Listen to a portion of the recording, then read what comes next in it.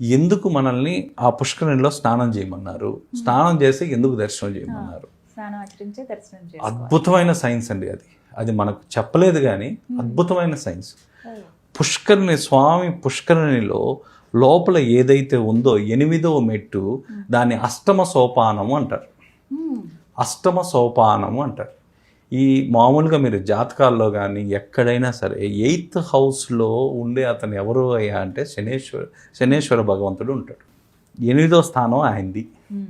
ఈ 8వ స్థానం ఆయన అయిన వల్ల ఆయన దానికి సంబంధించిన శని దోషాలు, ఏళ్ళనాటి శని వాళ్ళు కానీ, అష్టమ శని వాళ్ళు కానీ, అర్ధాష్టమ శని బాధితులు కానీ, వీళ్ళు ఎవరైనా సరే ఒక్క నిమిషం ఆ పుష్కరిణిలో ఆగి వాళ్ళు ప్రార్థన చేసుకొని ఆ నీళ్లతో వాళ్ళకు అనుమతిస్తే స్నానం లేదా ప్రోక్షణ చేసుకున్న ఆ 2 నిమిషాల వ్యవధి టైం ఆ 8వ మెట్టు మీద నిలబడిన శని బాధల నుంచి నివృత్తి కలగదు.